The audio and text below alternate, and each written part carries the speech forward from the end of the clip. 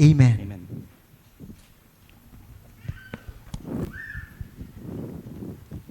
Ayan, God is good. All the time. And all the time. Ayan, palakpakan po muli natin ang ating Diyos na buhay sa panibagong linggo na kung saan tayo po ay sumasamba sa Kanya at tayo po ay mag-aaral ng Kanyang salita. At bago po tayo umupo mga kapatid, tayo po ay banggitin po muna natin ang ating panunumpa sa umagang ito. Sabay-sabay po tayo mga kapatid, nabasahin ang ating panunumpa. Ako ay narito ngayon upang mag-aral ng salita ng Diyos. Ang puso ko'y binubuksan, ang isip ko'y itinutuon, ako ay makikinig at susunod sa salita ng Panginoon. Amen. Tayo pong lahat ay manalangin. Panginoon naming Diyos na buhay, muli kami po ay nagpapasalamat sa inyo dahil kami po, Panginoon, ay nakapagsama-samang sumasamba na sa totoong Diyos na buhay sa buhay po namin. Panginoon, sa mga oras na ito, kami po ay humihingi ng kapatawaran sa mga kasalanan namin. Kung meron man po kayo, Panginoon, ng mga nakikita sa puso't isipan namin, maliit man to o malaki, intention man namin itong nagawa or hindi namin intensyon na nagawa, Panginoon, please i-reveal niyo po ito sa amin. At humihingi po kami ng kapatawaran sa mga bagay na pumapasok sa buhay namin na hindi niyo kalooban. Panginoon, sa mga oras na ito, dalangin namin ang banal niyong spirito na papagitna sa amin at hihipo ng puso't isipan namin. Panginoon, wala pong ibang magaling sa mga oras na ito kung hindi ikaw lamang. Wala pong ibang matalino kung hindi ikaw lamang, Panginoon. At wala pong ibang gusto naming marinig na salita kung hindi galing sa inyo, O Lord. Kaya Lord, mangusap po kayo sa bawat isa. Kayo po, Panginoon, ang magsalita sa kanila, ikaw po ang marinig nila at ikaw po ang makita nila. Salamat po, Panginoon, sa lahat ng ginagawa ninyo sa buhay namin at salamat po, Panginoon, sa ginawa ninyo sa krus ng Kalbaryo para iligtas kami sa mga kasalanan namin. We offer you the highest praises and honor. In the name of Jesus we pray. Amen and amen. Tayo pong lahat mga kapatid ay makakaupo na po. Mga kapatid, bago tayo magsimula sa mga oras na ito, meron po muna akong isang ipapakitang bagay na gusto kong bigyan nyo ng focus. Okay? Siguro bibigyan ko kayo ng 5 seconds para mag-focus sa bagay nito. Wala kayong ibang titignan. Hindi nyo titignan yung katabi nyo, hindi nyo titignan muna yung hawak ninyo, hindi nyo titignan ng kahit na sino. Tignan nyo muna yung bagay na to na ipapafocus ko sa inyo sa gitna ng screen. Ayan. Sige pa, next slide please. Ayan. Bigyan ko kayo ng 5 seconds ha. Mag-focus lang kayo dyan. 5, 4, 3, 2, 1. Okay, nakapag-focus kayo dyan ha. Pag ni-next slide ko yan, gusto ko pa rin mag-focus kayo dyan at wala na kayong ibang titignan. Gusto ko sanayin yung isip nyo na tumingin lamang dyan. Okay, sige po. Pa-next slide please. O, nasan na yung mga mata nyo? Nasan na yung mga isip ninyo? Baka mamaya pumunta na kay Cha Eun-woo. Yung mga mahilig sa Korean drama dyan, baka kay Cha Eun-woo na nakatingin. Baka yung iba dyan na nagugutom, nakatingin na sa lechon. Di ba? Baka yung iba na mahilig sa basketball dyan, biglang yung focus kanina, napunta bigla sa basketball. Yung mahilig naman sa ginto, yung mga nag-i-invest, biglang napunta sa gold, sa diamante, or kaya sa mga mahilig sa candies before, noong mga 1990s pa siguro tong candy na to, nalangka, baka napunta yung isip dyan. O kaya naman, mga kapatid, yung iba napunta sa mangga. Baka nangangasim na kayo. Di ba? Instead na nagpo-focus kayo dito, biglang nangangasim na kayo dahil sa mangga. O kaya naman ang ilan sa atin, siguro medyo nangamba na nung napunta yung focus bigla sa Meralco bill. Di ba pag tumarating na ang Meralco bill sa atin, biglang nagbabago yung isip natin. Di ba? Biglang napapatingin tayo, ano kaya yung bill ko ngayong buwan na to? So mga kapatid, sa buhay natin bilang isang Kristiyano, bilang isang tao, ang Diyos gusto niyang mag-focus tayo sa Kanya. Ang Diyos gusto niya na yung eyes natin nakafix po sa author and perfecter of our faith. Kaya lang minsan dumarating sa buhay natin na napakaraming distraction. Minsan dumarating sa buhay natin na maraming distraction na nagsisway ng mind natin sa Diyos. Kaya sa umagang ito, mga kapatid, ating pong pag-aaralan ang pagsasanay ng ating isip na mag-focus lamang sa ating Diyos. Ang pagsasanay ng ating isip na ididisiplina natin ito sa pamamagitan ng mga salitang ituturo sa atin ng ating Diyos sa mga oras na ito. Kaya basahin po natin ang 1 Peter chapter 1 verse 13. Isang verse lang po ito, kaya for sure makakabisado po natin ito. Basahin po natin. Therefore, with minds that are alert, and fully sober, set your hope on the grace to be brought to you when Jesus Christ is revealed at His coming. Alam niyo po mga kapatid, in another version, ang nakalagay dito, train your minds to be alert, to be fully sober, and set your hope on the grace to be brought to you when Jesus Christ is revealed at His coming. Mga kapatid, sa umagang ito, ang aaralin po natin ay ang pagdidisiplina ng ating isip. Pagdidisiplina ng ating kaisipan bilang isang Kristiyano. Alam niyo po, napakaraming uri ng disiplina na pwede nating mapagdaanan sa buhay natin. Di ba pwedeng disiplina sa pagkain? Kapag tayo po ay nagda-diet, didisiplinahin natin yung sarili natin na hindi tayo kakain ng sobra-sobra. Hindi tayo kakain ng mga bagay na magkukos sa atin para masayang yung mga pag-workout natin. Meron din namang pagdidisiplina sa anak. Di ba? Dinidisiplina natin ang anak natin para lumaki sila ng maayos, mabuting tao, at kaaya-aya sa paningin ng Diyos. Isa pa, pwede sigurong disiplina sa trabaho, disiplina sa sports, disiplina sa spiritual na buhay, at napakarami pang iba. Pero sa lahat ng disiplina, mga kapatid, lahat ng yan ay nangangailangan ng pagsasanay. Di ba? Kapag nagdidisiplina ka, sinasanay mo yung sarili mo na hindi na gawin yung mga bagay na hindi dapat gawin para sa'yo. Di ba? Nagsasanay tayo lalo sa ating isipan. We need to train our minds kasi sa isip lahat nagsisimula. Naniniwala ba kayo na ang lahat ng bagay na ginagawa natin, lahat ng bagay na nangyayari sa atin ay lahat nagsisimula sa isip? Naniniwala kayo doon mga kapatid? Di ba? Kapag tayo po ay may gustong trabaho, ini-imagine muna natin yung trabahong gusto natin bago tayo mag-apply dun sa trabahong gusto talaga natin. Kapag tayo po ay may gustong kainin, iniisip muna natin ano ba na yung mga gusto nating kainin. Kapag tayo ay may gustong gawin, gusto nating magpalaki ng katawan, nasa isip muna natin yan bago natin gawin. Di ba? Nasa isip muna lahat. Kaya kailangan nating i-train, sanayin ang isip natin para mangyari po ang kalooban ng Diyos sa atin. Training the mind as a Christian means aligning thoughts with Christ. With Christ's teachings, aiming spiritual growth, ethics, faith defense, and effective service through study, prayer, self-reflection, and living Christian values. As a Christian who's training their minds, inaalay natin yung sarili natin sa turo ng ating Panginoong Diyos. Yung isip natin na tinitrain natin, inaalay natin yung dun sa mga bagay na kagustuhan ng Diyos para sa atin. Kasi alam natin mga kapatid na kapag sariling pag-iisip natin ang paiiralin natin, baka hindi katuruan ng Diyos ang mangyari sa buhay natin. Baka hindi katuruan ng Diyos ang paiiralin natin. So we need to train our minds. So pastor, bakit natin kailangan i-train ang mind natin bilang isang Kristiyano? Hindi ba automatic na kapag tayo ay bilang isang Christian na, ay bago na rin ang isip natin? Kapag tayo ba mga kapatid, ay o di ba automatic na kapag tayo ay bilang isang Kristiyano na, ay meron ka ng isip na full pack na. Kumbaga, yan na yung gusto sa'yo ng Diyos. Hindi mga kapatid, kailangan pa rin nating i-train sa tulong ng grasya ng Panginoong Diyos natin. Kasi ang Diyos natin nagbibigay ng kapangyarihan ng banal na Espiritu para i-train natin yung sarili natin sa tulong niya. So why do we need to train our minds? Ano ba yung mga reasons bakit natin kailangan i-train ang isip natin? Bakit natin kailangan sanayin ang sarili natin? Alam niyo po, ilan po ito sa mga nakita ko na mga dahilan kung bakit natin kailangang sanayin ang isip natin.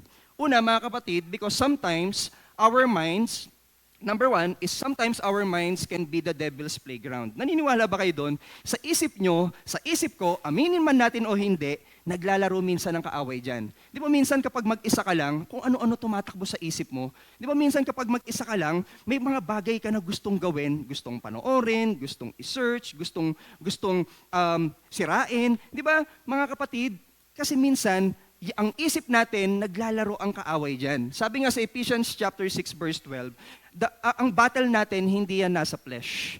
Ang battle natin laging nasa spiritual realm. At laging inaatake ng spiritual realm yung isip natin. Kasi pag ang isip mo magulo, kapag ang isip mo hindi okay, matik yung actions mo hindi rin okay.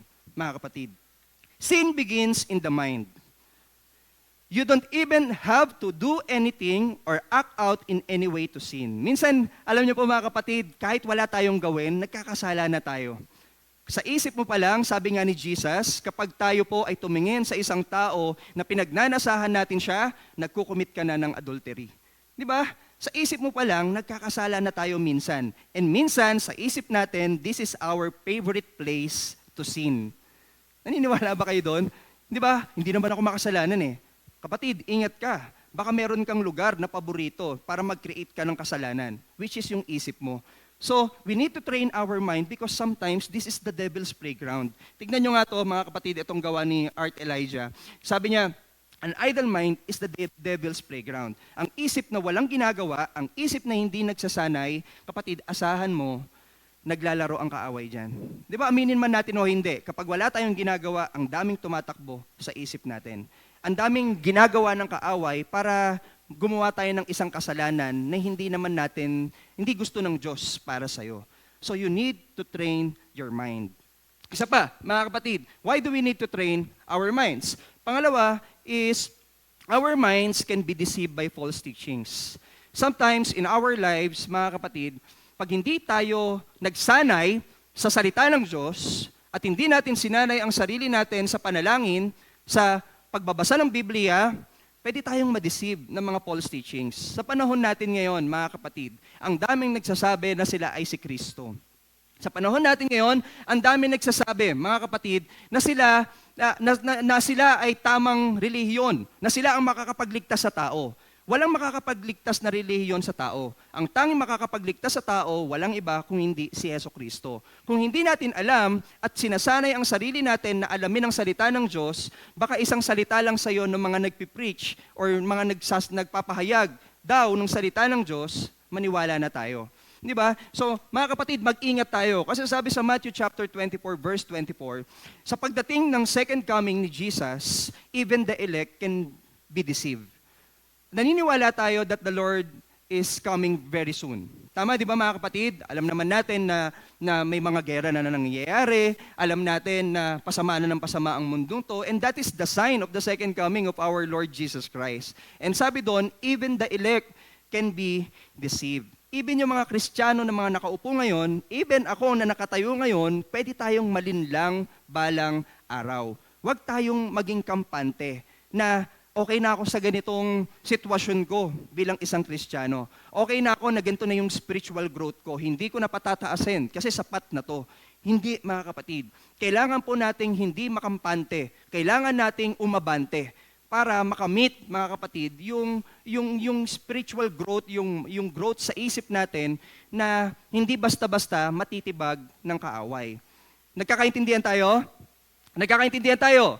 Gising pa ba kayo? Tulog na ba kayo?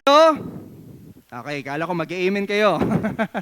Okay, tuloy tayo mga kapatid. So tignan nyo nga yung picture na yan. No? Hindi ko nga alam kung nakikita nyo. Sorry, maliit. So sabi dyan, mga kapatid, God has commanded us to expose false teachers. Napakaraming false teachers sa mundo natin ngayon. Hindi ko nababanggitin isa-isa, pero alam kong alam nyo kung sino yung mga yon. So isa pa mga kapatid, one of the reason why do we need to train our minds, because our minds should be renewed for righteousness. Every day, we are changing or transforming from glory to glory. Di ba sabi yun sa Corinthians, mga kapatid, na tayong mga Kristiyano, nagtra-transform from glory to glory every day. So, our minds should be renewed for righteousness. So, according to Paul, mga kapatid, in Romans chapter 12, verse 2, is, do not conform to the patterns of this world, but be transformed in the renewing of your mind. O tignan nyo si Paul na ngayon nagsabi nun, mga kapatid, na kailangan daw nating i-renew. Sa pagre-renew natin, kailangan nating i-transform, sanayin. Di ba pag nagre-renew ka, ibig sabihin yung luma, tinatanggal mo na. Di ba? Yung dati, inaalis mo na. Di ba? Yung dating ikaw, nagkakaroon na ng panibago. At para magkaroon ka ng panibago, mga kapatid, kailangan mong magsanay. Di ba kung dati kang payat, kailangan mo magsanay sa gym para magkaroon ka ng panibagong katawan. So we need, mga kapatid, to train our minds for righteousness. Kasi ito talaga yung gusto ng Lord para sa atin. At tayo bilang isang Kristiyano, kung hindi tayo nagtitrain, hindi natin sinasanay ang isip natin, may danger po dyan. Nakakita na ako ng maraming Kristiyano na madalas nagko-conform to the patterns of this world. At alam niyo po ba ang nangyari? Minsan hindi maganda. minsan hindi maganda yung resulta. They can experience temporary happiness, mga kapatid, but yung eternal happiness, hindi nila talaga naranasan. Yun yung mga nababanggit nila. So, mga kapatid, train your minds to renew your mind for righteousness. So, ang isang isipan na handa at nadisiplina ay handa sa kahit anumang mga bagay na dapat niyang iwasan at tanggihan. So, itong tatlong to are some of the reasons na pwede nating makita from the Bible why we need to train our minds. And if we read our Bible, mga kapatid, meron pa kayong pwedeng makita. But these are the common reasons. So sa umagang ito, mga kapatid, alamin natin kung paano ba natin matitrain ang isip natin. Sa pamamagitan ng pagsasanay ng disiplina ng ating kaisipan, kinakailangan nating matutunan na magkaroon. Number 1, mga kapatid, ito yung mga bagay na dapat meron tayo as we train our minds. Ayon sa verse na binasa natin. Number 1, kailangan nating matutunan na magkaroon. Number 1 is to have an alert mind. Kailangan daw nating magkaroon ng alertong kaisipan. Kailangan daw nating magkaroon ng isip na laging aware. Basahin natin ang verse 13a. Basahin ko po sa inyo. Therefore, with minds that are alert. Di ba? Malinaw sa verse natin, mga kapatid, na sinasabi sa 1 Peter, dapat daw tayo ay magkaroon ng isip na laging alerto. As we train our minds, you should be aware sa nangyayari sa paligid mo. You should be aware sa kung ano ang pumapasok sa isip mo. Kailangan nating magkaroon ng mapanuring pag-iisip. Ang mga Kristiyano ba, mga kapatid, ay merong mapanuring pag-iisip? Magsabi nga ng amen? Ang hina. Yung nasa likod lang. Magsabi nga ng amen? Amen. Pag sinabing alerto, aware ka sa mga nangyayari sa paligid mo. Binabantayan mo ang mga bagay na papasok sa buhay mo at sa isip mo. Kumbaga, aware ka sa tama at mali. Kapag alam mong mali, hindi mo na gagawin. Kapag alam mong mali, hindi mo na tatanggapin. Kapag alam mong mali, hindi mo na paglalaruan pa sa isip mo. Kumbaga, alam mo ng kasalanan, hindi mo na tatanggapin. Alam mong hindi kasalanan at makakabuti sa'yo, tatanggapin mo. So, aware ka na sa mga bagay na papasok sa isip mo, yun yung mga bagay na makakatulong sa'yo at mga bagay na gusto ng Diyos para sa'yo. Di ba, mga kapatid, kapag tayo po bilang isang ordinaryong citizen ng Pilipinas or isang ordinaryong citizen lang ng Parañaque or Taguig, di ba po kapag tayo ay naglalakad sa pedestrian lane, aware tayo kung naka-go na ba yung stoplight para sa paglalakad. Di ba, mga kapatid? Aware tayo. Kasi kapag hindi tayo aware, naglakad ka lang dyan, tapos naka-stop pa, maa-aksidente tayo. So same thing sa buhay natin. Kailangan nating maging aware sa kung anong papasok sa buhay natin. Kasi, mga kapatid, pwede yang ikapahamak natin. Pwede yang maging dahilan para bumagsak tayo at masaktan tayo. So, mga kapatid, sa mundong to na punong-puno ng ingay at distraction, tayo ay tinawag na mag-focus sa kung ano ang tunay na mahalaga. Tayo mga Kristiyano ay tinawag na mag-focus sa kung ano ang tunay na mahalaga. Ano ba ang tunay na mahalaga? Mga kapatid, sabi ni Jesus, sa mundo natin, merong dalawa lang na pwede nating pagsilbihan. Sa mundo natin, merong dalawa lang, thank you po. Pawisin po talaga ako. So sa mundo natin, meron pong dalawang bagay na pwede natin pagsilbihan. Ano sabi ni Jesus? Wealth or world or yung master natin na si Jesus. Dalawang bagay lang. Kapag hindi natin pinagsilbihan si Jesus at hindi natin siya pinipraise, so sinong pinagsisilbihan natin, mga kapatid? Ang world, ang wealth, ang mundo natin. Sinong hari sa mundo natin? Sabi sa Bible, ang hari sa mundo natin, mga kapatid, walang iba kundi si Satan. Siya ang umiikot dito. Kasi sinful world to eh. Kasi corrupt to. So, ang hari dito, si Satan. Kung siya ang pinagsisilbihan natin, hindi natin pinagsisilbihan ng Diyos.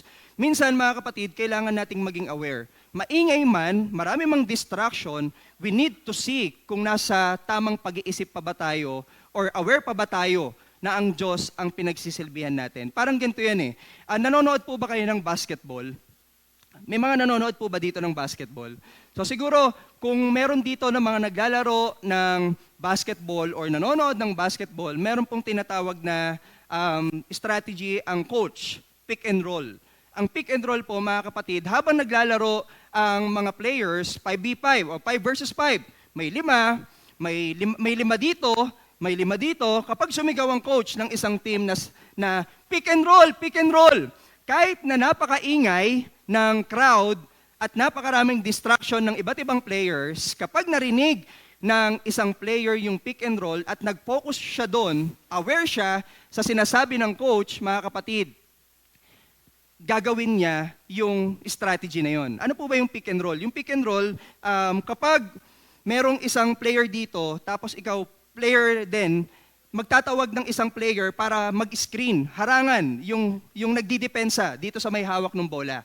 So, haharang siya dito, tapos papasok doon yung may hawak ng bola sa kabilang side. So kapag ginawa nila ng maayos yon at aware sila doon sa sinabi ng coach na yon, mga kapatid, kahit maingay at napakaraming distraction, magiging successful sila. Aminado tayo sa mundo natin, ang daming ang ingay at distraction. Pero kung pinapakinggan mo ng maayos, yung sasabihin sa atin ng coach natin, which is si Jesus, magiging successful tayo sa mga bagay na ipinapagawa niya para sa atin. Maging alerto po tayo sa mga bagay na pumapasok sa isip natin. I-filter natin ang mga bagay na darating sa atin. Hindi lahat ng bagay dapat ini-entertain. Kapag may dumating sa iyo na kalaswaan sa isip mo, hindi dapat ini-entertain yan. Kapag may dumating sa isip mo na hindi maganda, hindi dapat ini-entertain yan. Minsan pinaglalaruan pa natin. Yung kaaway, pinaglalaruan na nga tayo, pinaglalaruan pa natin siya. Di ba? Kung ano ang dumarating sa atin, wag na pong ini-entertain. Bakit? Kasi may mga bagay na dapat ipinapriority. May mga bagay pa na dapat na mas mahalaga. May mga dapat pinagtutuunan natin ng pansin. Maging alerto tayo dahil baka mamaya ang isip natin puno na pala ng negative thoughts. Na magugulat tayo, baka nilalamon na tayo. Minsan nagkakaroon ng pag-aaway ang isang mag-asawa kasi instead na mag-focus sa solusyon, nagpo-focus sa bagay na stress, na nagbibigay sa kanila ng stress. Minsan nag-aaway ang mag-asawa kasi instead na mag-focus sa positive side, nagpo-focus sa negative side. Di ba? Kapatid, mas mag-focus tayo sa positive side. Mas mag-focus tayo at maging aware tayo na baka nilalamon na pala tayo ng negative thoughts. And even si Jesus, mga kapatid, nagbibigay din sa atin ng advice sa mga bagay na dapat alerto tayo. Si Jesus po, mga kapatid, nagbibigay ng mga bagay, ng mga advice na dapat pinifilter natin. Ano po yung una na ina-advise ni Jesus? Sabi ni Jesus sa Matthew chapter 6, verse 34, paki-next slide please. Do not worry. According to Matthew chapter 6, verse 34. Ano sabi sa Matthew chapter 6, verse 33? Seek ye first the kingdom of God and His righteousness, and all these things shall be added unto you. Ano yung sunod na verse sa Matthew chapter 6 verse 34? Therefore, do not worry about tomorrow and let tomorrow worry about itself. Di ba? Sabi ni Jesus, hindi masamang mag-worry. Hindi masamang mag-isip sa kinabukasan. Pero, huwag ka mag-focus dyan. Do not worry about tomorrow. Ano sabi ni Jesus? Mag-focus ka sa kung ano ang present sa ngayon. Isa ito sa mga binibigay na advice ni Jesus na dapat aware tayo. Ang Kristiyano na nabubuhay ngayon, ito po ay regalo ng Diyos sa atin. Di ba, mga kapatid, ang present, tinawag siyang present kasi siya po ay gift. Kasi po siya ay regalo. So doon tayo mag-focus. Hindi masamang mag-focus sa kinabukasan, sa future natin. Pero baka mamaya, binubuhos mo na ang buhay mo, binubuhos mo na ang isip mo, na halos magkamatay-matay ka na sa kaka-worry sa kinabukasan. Mag-focus ka na lang sa kung anong meron ngayon. Meron ka ba ngayon na knowledge and wisdom na binigay sa iyo ng Diyos? Mag-focus ka dyan, i-develop mo yan ngayon para mas kumita ka pa. Meron ka ba ngayon, mga kapatid, na ginagawa sa school na dapat mong pag-focusan? Pag-focusan mo yan para yung kinabukasan, yun naman ang gagawin mo. Kung meron ka bang trabaho na dapat tapusan ngayon, yun muna ang pag-focusan mo bago yung kinabukasan. Alam nyo, maraming hindi natatapos kasi inuuna yung kinabukasan, hindi yung inuuna yung ngayon mismo. Unahin natin ang ngayon kasi yan po ang gusto ni Jesus para sa atin. Hayaan natin siya, ang kinabukasan, na mag-worry sa sarili niya. Habang mas nagpapakatutok ka sa pag-aalala, mas nagiging stress ka. Ayan, nakalagay naman. Habang mas nagpapakatutok ka sa pag-aalala, mas magiging stress ka. Pakitignan nga yung katabi mo, stress ba yan? Maayos pa ba ang itsura? Ayan, maayos pa naman. At habang nai-stress ka, mas nahihirapan kang mag-function ng maayos. Then that's true, di ba? Kapag stress ka, nagpa-function ka ba ng maayos? Di ba nagpapanik ka? Kapag stress ka, nagagawa mo ba ng maayos yung dapat mong gawin? Oo, possible, baka pwede nating magawa, pero nagmamadali ka. Di ba? Pero ano ka, kumbaga, hindi okay yung magiging resulta. So, do not worry. Para yung mga kapatid, sponge. Ang sponge po, kapag pinasukan ng maraming tubig, para malagyan ulit ng panibagong liquid, kailangan muna siyang pisatin. Di ba? Ilabas muna yung mga laman ng sponge na yon. Kapag sobra-sobra po ang pagpasok sa ating isipan ng pag-aalala, nauubos ang ating kakayahan na mag-absorb ng mga bagay na tunay na importante. So, do not worry, sabi ni Jesus. Maging aware tayo, baka puro worry na lang ang nasa isip natin. Isa pa mga kapatid, sabi ni Jesus, to be aware or to have an alert mind, let's not think of the past. Think not of the past. Sabi sa Philippians chapter 3 verse 13, but I focus on this one thing. Sabi ni Jesus, forgetting the past and looking forward to what lies ahead. May nakasubok na po ba ditong mag-drive ng pabalik? Tapos nakapunta pa rin sa patutunguhan nila? May nakasubok na po ba? Pastor, ako, nag-exhibition ako eh. May mga nakasubok na ba noon? Siguro naman wala pa. Kasi lahat ng gustong pumunta sa patutunguhan nila, lahat umaabante. Lahat pa-forward ang drive. Di ba? Walang nagda-drive ng pabalik. Kasi kapag pabalik ka, pwede kang maaksidente. Kapag pabalik ka, mga kapatid, anong tawag sa'yo? Anong tawag? Hindi ko na sasabihin. Di ba mga kapatid, sabi ni Jesus, think not of the past. Hindi masamang isipin minsan yung nakaraan para ma-realize mo kung ano yung dapat mong i-develop. Kunyari, nung nakaraan, nag-fail ka sa exam. Inalala mo kung bakit ka nag-fail. So ano ngayon ang kailangan mo i-develop? Hindi masama yun. Pero kung inaalala mo yung nakaraan, tapos mumuk-muk-muk ka, tapos iisipin mo, hindi ka naman talaga mahal ng mga tao kasi ganito yung nangyari sa'yo ng mga nakaraan, kapatid, sabi ni Jesus, forget the past. Isipin mo yung ngayon, isipin mo rin kung ano ang plano ng Diyos para sa'yo. Hindi gusto ng Diyos na nakatira ka sa nakaraan, sapagkat maganda ang hininda niya sa iyong kinabukasan. Yun naman talaga ang gusto ng Diyos mga kapatid. Sa buhay natin, mga kapatid, kapag nadarama mong naiipit ka sa iyong nakaraan, laging tandaan na ang iyong nakaraan ay hindi nagbigay ng dahilan para mabago ang pagmamahal ng Diyos para sa iyo. Ang nakaraan natin hindi nagbigay dahilan para magbago yung love ni Lord para sa iyo. Alam niyo ang ginagawa, isa sa mga ini-input ng kaaway sa isip natin, ibinabalik niya po sa iyo yung nakaraan mo. Gagamit siya minsan ng ibang tao para sabihin sa iyo yung nakaraan mo. Minsan naranasan ko yan. May mga kaibigan ako na nagsabi, ikaw dati kang ganito eh. Namimiss na namin yung dati naming kasama na gumagawa ng kalokohan. Namimiss na namin yung dati naming kasama na nagkakating. Hindi ako nagkating. Di ba? Namimiss na daw nila, mga kapatid. Kasi ganun ang ginagawa ng kaaway. Binabalik niya yung nakaraan mo para ma-discourage ka na magpatuloy sa kagustuhan ng Diyos para sa'yo. At kung darating man ang panahon, mga kapatid, na binabalik ng kaaway yung nakaraan mo, ipaalala niyo sa kaaway ang future niya. Ano bang future ng kaaway? Mag-suffer sa hell. Ano bang future ng kaaway? Actually, noon pa nga lang Mga kapatid, mag-suffer sa hell. Doon siya magdudusa. Hindi niya po, mga kapatid, kayang pantayan yung victory na ginawa ng Diyos para sa atin. Tayong mga Kristiyano are meant to be victorious. Tayong mga Kristiyano, mga kapatid, are meant to be victorious in the future.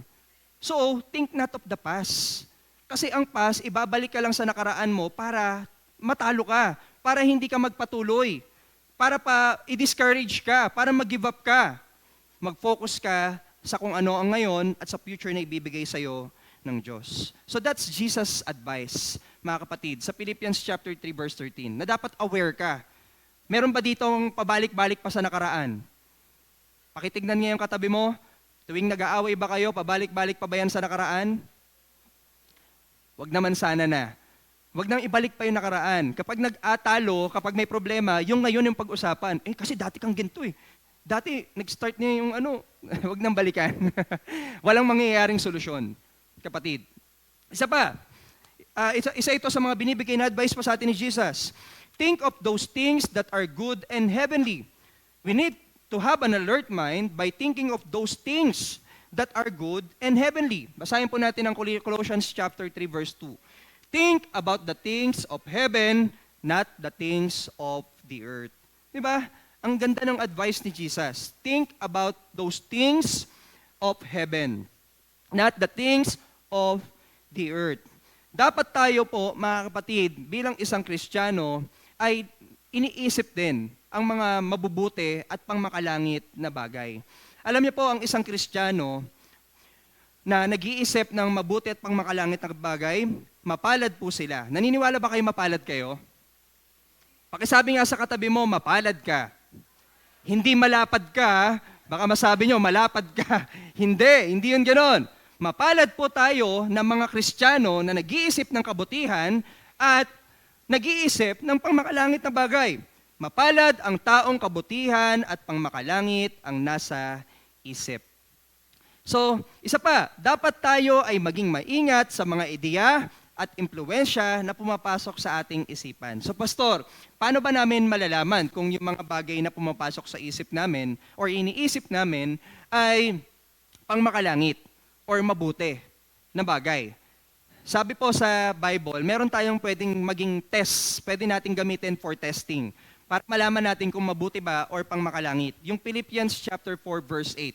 Alam niyo po ba yun? Yung Philippians chapter 4 verse 8. Whatsoever is true, whatsoever is noble, whatsoever is righteous, whatsoever is honorable, think about such things. So kung may pumasok sa isip mo, isipin mo na kagad, tama ba to? Mabuti ba to? Pangmakalangit ba to? Kung hindi, wag mo nang ituloy. Kapag naisip mo pangmakalangit, pag naisip mong mabuti, ituloy mo. Ano pa? Ito bang gagawin ko ngayon sa kapatiran ko na pag-uusapan namin siya, tama ba to or hindi? Honorable ba to? Ka-praise ba to? Huwag na nating ituloy. So gamitin natin yung Philippians chapter 4 verse 8 to filter yung mga bagay kung mabuti ba to at pangmakalangit ba. Kasi ang Diyos naman nagbibigay po ng paraan para malaman natin kung pangmakalangit or hindi. So maging mapanuri po tayo mga kapatid. So that's number 1.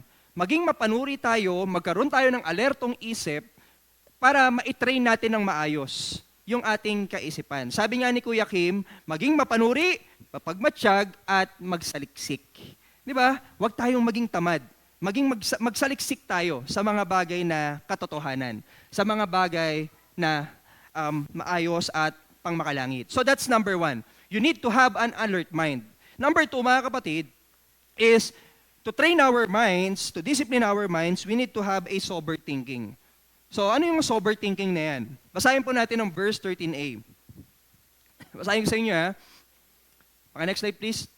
Therefore, with minds that are alert and fully sober. Ano yung ibig sabihin ng fully sober na yan, Pastor? Puno ng sober. Ano yan? Ano yung ibig sabihin yan? Ang ibig sabihin po ng sober thinking, mga kapatid, is, next slide, please. Sober thinking is equals to malinaw na pag-iisip. Tayo pong mga Kristiyano, minsan hindi nakakapag-isip ng maayos, or tayong mga ordinaryong tao na lang, hindi tayo nakakapag-isip minsan ng maayos kasi punong-puno yung isip natin. Gulong-gulo yung isip natin. Hindi organized yung nasa isip natin. And I will admit, minsan talagang nagiging magulo ang isip natin, lalo-lalo na kapag ang dami natin ginagawa.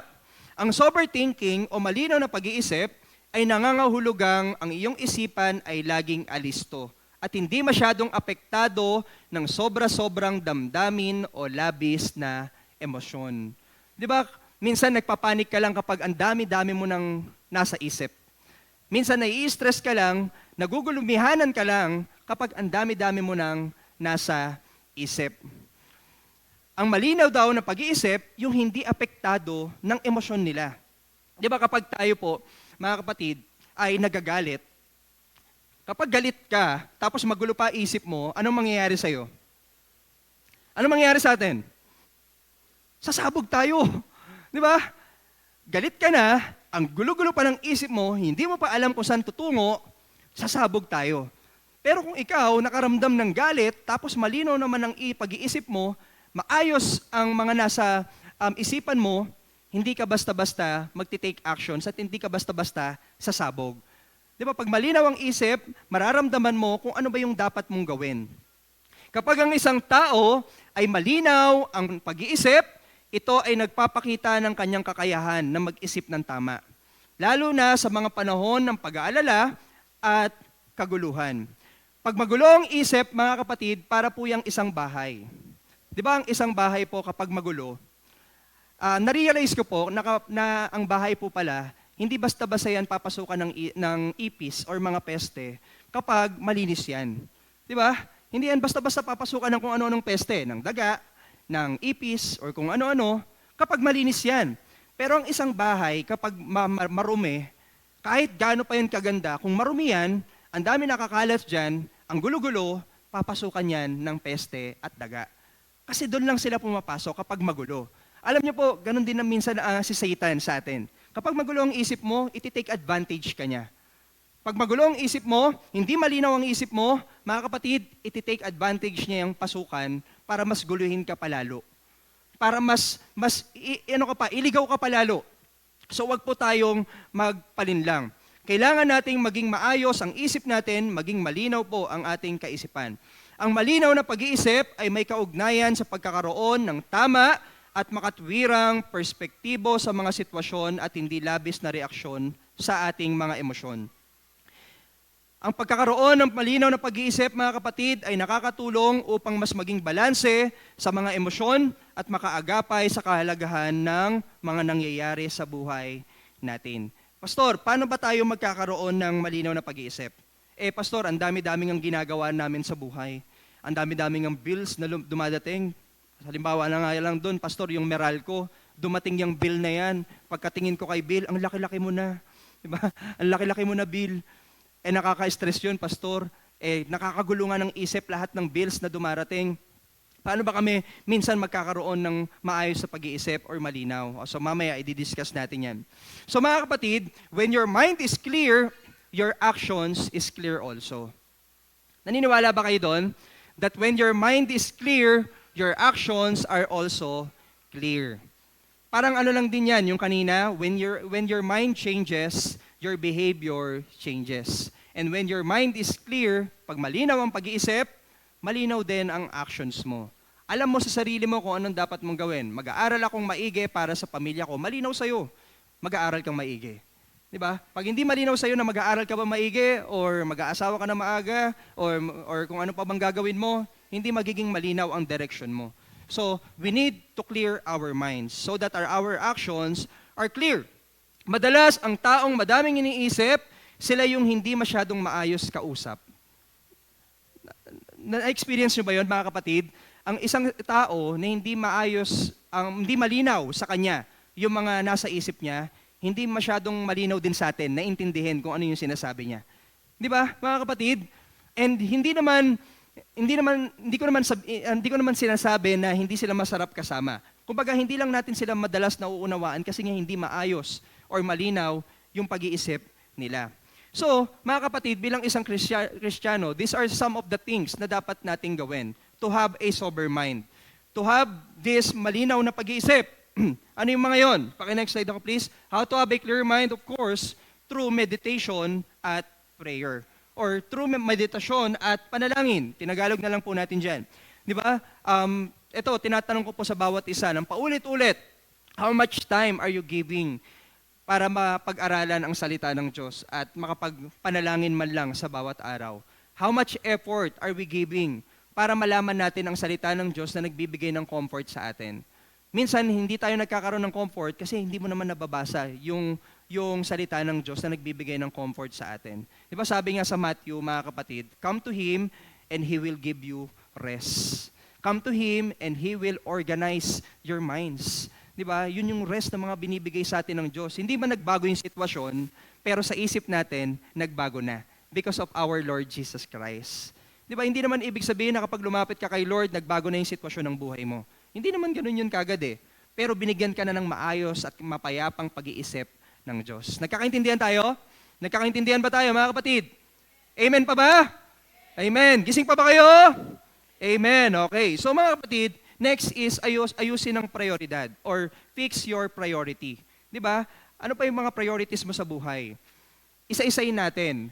Unahin mo yung mga mabibigat. Pangalawa, yung mga pangalawa sa mabigat. Pangatlo, and pababa pa. So mga kapatid, minsan nga may napanood ako na isang video. Yung sa video na yon, inutusan siya na pagkasyahin yung mga buhangin tapos mga maliliit na jolen, mga mas malalaking, maliliit at malalaking jolen. So sinabihan siya, pagkasyahin mo nga lahat yan. Alam nyo, kayo po, pag tinanong, anong uunahin nyo para pagkasyahin sa isang jar? Yung buhangin or jolen? Jolen. May mga nagsabi, jolen. Yun daw uunahin nila. So, mga kapatid, doon sa video, alam nyo po ba kung ano inuna nila? Inuna nila ang buhangin. Kasi yun daw yung mas magaan. Yun daw ang maliliit. Inuna nila. So nilagay nila yung mga buhangin, tapos sinubukan na nilang ilagay yung jolen. Nagkasya yung jolen or hindi? Hindi. Bakit? Bakit hindi nagkasya? Kasi mga kapatid, natabunan na ng buhangin. Natabunan ng mga maliliit na mga bagay. So hindi na nagkasya yung mga malalaki. Alam niyo po yung ginawa nung professor yata nila yon. Ginawa niya, siya naman ang kumuha ng jar, kinuha niya yung mga jolen, yun muna ang mga nilagay niya, tapos ipinasok niya yung buhangin. Nagkasya o hindi? Nagkasya. Sa buhay natin, mga kapatid, ayusin natin ang priorities natin. Unahin natin yung mga malalaki na dapat nating bigyan ng solusyon. Unahin natin yung mga malalaki na dapat nating pagtuunan ng pansin. Hindi naman natin babaliwalain yung mga maliliit. Ang gusto lang sabihin sa atin ng Diyos, fix your priorities. Nagkakaintindihan tayo? Nagkakaintindihan ba tayo? Okay, and then of course, iwasan ng stress at mag-focus sa solusyon. Avoid stress, focus on the solution. If stress comes in your way, if stress comes in your life, i-avoid mo na siya. Mag-focus ka sa solusyon. Ano bang dapat mong gawin para masolusyonan yung stress na yon?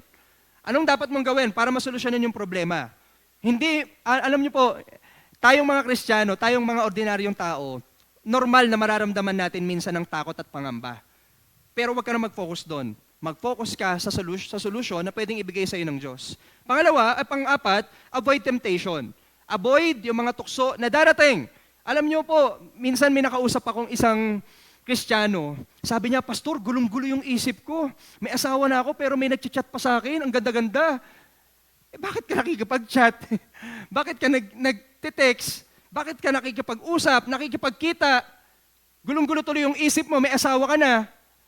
Siya rin naman yung dahilan. Siya rin naman yung cause. Ano kailangan niyang gawin para mawala? Avoid. Ano sabi ni Paul? Mga kapatid, nung nag-ask po sa kanya, ano sabi niya? Flee. Tumakbo. Di ba? Tumakbo sa tukso. Hindi yung lumapit ka sa tukso. Hindi totoo yung kanta na tukso, layuan mo ako. Kasi ikaw, mga kapatid, pag lumapit ang tukso sa'yo, pwede ka niya sakmalin. Lumayo ka na lang, tumakbo ka. Kasi wala kang kakayahan. Mga kapatid, nalabanan siya. Ang sabi ni Jesus sa atin, tumakbo ka. Bibigyan kita ng escape. Yun yung sinabi sa 1 Corinthians, di ba?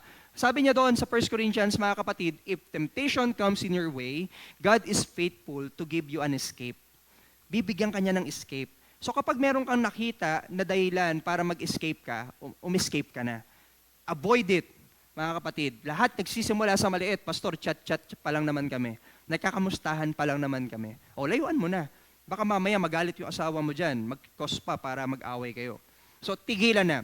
Avoid temptation. Of course, study more the Word of God. Isa yan. And hindi masamang magkaroon minsan ng pag-aalaga sa sarili. Gusto rin ni Lord na mag-alaga tayo sa sarili natin. Magkaroon tayo ng self-care. Kung gulong-gulo ang isip mo, magpa-cutics ka. Di ba? Magpa-pedicure ka, magpa-manicure ka, magpa-massage ka, magpa-me time ka, pumunta ka sa prayer mountain. Hindi masama yun, mga kapatid. At ini-encourage pa tayo ng Lord na minsan magkaroon tayo ng me time. Sino dito yung mga nagme-me time? Minsan nagme-me time. For sure, marami sa atin. For sure, may ilan sa atin dito. Even sa mga nanonood, minsan may me time sila. Lalo kapag magulo na ang isip. And of course, have a grateful mind. Grateful yan mga kapatid. Have a grateful mind. Maliit man o malaki ang dumarating sa buhay natin, magpasalamat po tayo sa Diyos. Di ba, may maliit kang natanggap, pasalamat ka kay Lord. Minsan nakakarinig ako ng pasalamat lamang kapag malaki na yung natanggap nila sa Diyos. How about yung mga maliliit? Magpasalamat po tayo. And even ngayong pagkagising natin kaninang umaga, magpasalamat na tayo kay Lord. Kasi every gising is a blessing. Di ba? Bawat gising mo, mga kapatid, ibig sabihin lang nun, may purpose pa sa'yo ang Diyos. May purpose pa ba sa'yo ang Diyos? Amen, nandito ka pa eh. Di ba? Nandito ka pa. May purpose pa sa atin ang Diyos. Pag sinabing grateful mind, hindi naman ibig sabihin magkakaroon na tayo ng toxic positivity. Alam niyo po ba yung toxic positivity? Yung toxic positivity, ibig sabihin, hindi mo napapansinin yung mga dumarating na problema. Hindi po yun ganon. Kumbaga, may problema ka man or hindi, grateful ka pa rin. Tutulungan ka kasi ng Diyos. Ang toxic positivity, binabaliwala niya na yung problema, puro positive na lang. Kahit mamamatay na siya, positive ako, maliligtas ka sa tulong ni Jesus. Sabi ng Diyos, dalin mo nga sa ospital eh. Di ba? Positive ka na maliligtas siya, mabubuhay siya. Kailangan mong dalhin sa ospital. Yun yung toxic positivity. So, mga kapatid, tayo pong mga Kristiyano, let's have a grateful mind to always thank the Lord sa buhay natin. Nagkakaintindihan tayo? Gising pa ba kayo? Okay, so that's number 2. Number 3, mga kapatid, and lastly, nice, Pastor, last na. Ang dami mong points, Pastor. Don't worry, last na to. So, to train our minds, mga kapatid, we should have, number 3, is to set our hope on grace. Setting our hope on grace. Anong ibig sabihin yan? Basahin natin ang verse 13b. Therefore, with minds that are alert and fully sober, set your hope on grace to be brought to you when Jesus Christ is revealed at His coming. Ang linaw po ng binanggit dito, mga kapatid. Set your hope on grace. Saan mo siniset ang buhay mo? Pastor, sa cellphone. Nagsiset ako ng alarm para magising ako araw-araw. Di ba? Nagsiset tayo, naglalagay tayo ng alarm sa cellphone natin para magising tayo. Ang tanong ko sa inyo, saan nyo siniset or ibinibigay ang pag-asa ninyo? Binibigay nyo ba ang pag-asa ninyo sa tao? Or binibigay nyo ang pag-asa nyo sa bagay? Or ibinibigay nyo ba ang pag-asa nyo sa biyaya ng Diyos? Kapatid, malinaw dito na bilang isang Kristiyano na sinasanay ang isip, iset nyo ang isip nyo sa biyaya ng Diyos. Di ba, kapag sa race po, mga kapatid, sa marathon, meron po yung nakaset na goal kung saan sila tatakbo para matapos. Di ba, merong goal na dapat nilang puntahan para dun sila magiging winner, para dun sila titigil. Same thing with us. Meron tayong siniset para dun yun po yung motivation natin, yun yung goal natin na dapat ginagawa natin. Ang siniset natin, sa araw na to, gusto kong mabigyan ng papuri ang Diyos. Sa araw na to, gusto kong mabasa ang salita niya. Sa araw na to, gusto kong magsilbi sa Kanya sa loob ng church. Set your goals. Set your hope on the grace of our Lord Jesus Christ. Mga kapatid, ito pong number 3 na to, ito ay isang paalala na kahit ano pa mang pinagdadaanan natin, kahit gaano tayo kaalarma sa mga pangyayari sa paligid natin, may kasiguruhan po tayo na may biyayang naghihintay sa atin mula sa ating Diyos. Alam niyo po ba ang mga ginagawa natin ngayon, mga kapatid? Sa pagsisilbi natin sa Diyos, sa pag-aaral natin ng salita niya, everything is not in vain. Naniniwala ba kayo doon? Hindi ito baliwala. Yung pagkanta natin sa Diyos, yung pagpunta natin sa church, yung pag-aaral natin sa bahay natin ng salita niya, hindi po yan baliwala.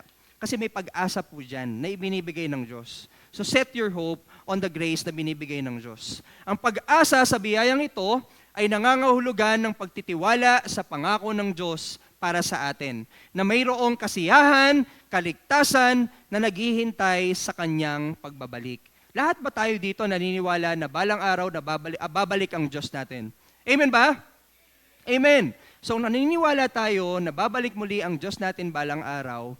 Let's be eager, mga kapatid.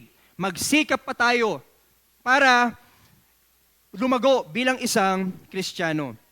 Ang pag-asa po na to, mga kapatid, ito ay isang uri ng pag-asa na hindi umaasa sa mga bagay sa mundo, kundi sa bagay na binibigay ng Diyos sa bawat isa. Isang paraan po ng pagtutok sa biyaya na binibigay ng Diyos sa atin, yung pag-iwas sa sobrang pag-aalala, katulad ng binanggit natin kanina, at pag-aakala na tayo ang solusyon sa lahat ng problema. Kapatid, hindi tayo ang solusyon sa lahat ng kahit anong problema na darating sa atin.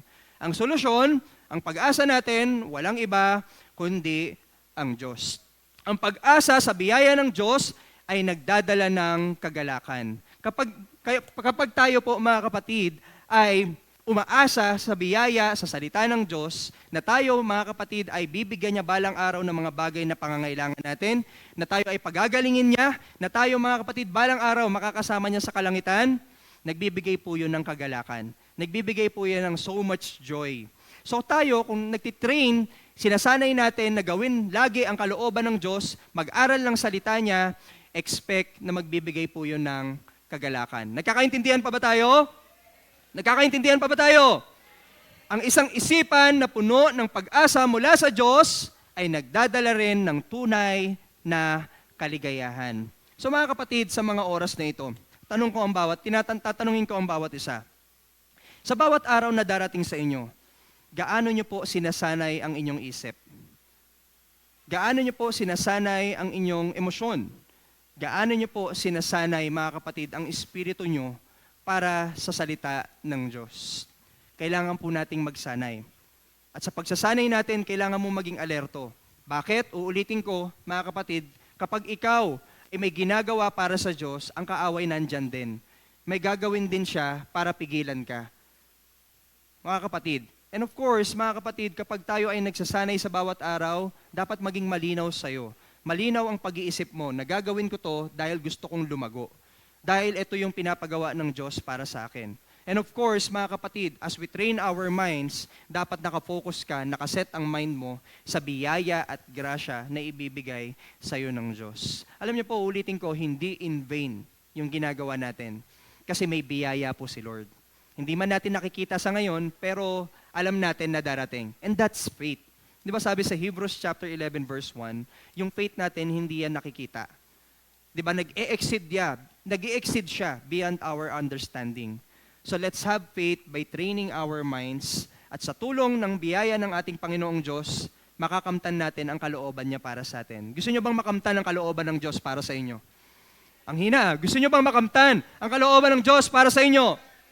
So mga kapatid, sanayin nyo ang sarili nyo, ang isip nyo sa pag-aaral ng salita ng Diyos. Alam niyo po, lahat ng to, nang binasa natin, lahat ng mga points na binanggit ko sa inyo, mababaliwala yan kung hindi nyo i-apply. Lahat ng yan, lolokohin lang natin ang sarili natin kung hindi natin i-reflect sa buhay natin. Sabi nga sa James, di ba mga kapatid, madidisip mo lang ang sarili mo kung hindi mo i-apply. Let's apply it in our lives. Tayo pong lahat ay manalangin. Panginoon naming Diyos na buhay, muli kami ay nagpapasalamat sa inyo dahil kayo po, Panginoon, ay patuloy na tapat. Salamat po sa mga salita, Panginoon, na ibinigay niyo sa amin sa umagang ito. Dalangin po namin, Panginoon, na sa pagsasanay namin ang aming isipan, sa pagtitrain namin, Panginoon, sa aming buhay, dalangin namin na ma-apply namin ang maging alerto, magkaroon ng malinaw na pag-iisip, at paglalagay ng aming pag-asa sa biyaya na ibibigay mo sa amin. O Lord, salamat sa mga oras na ito.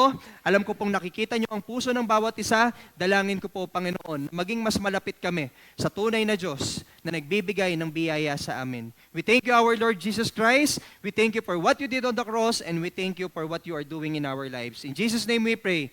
Amen and amen.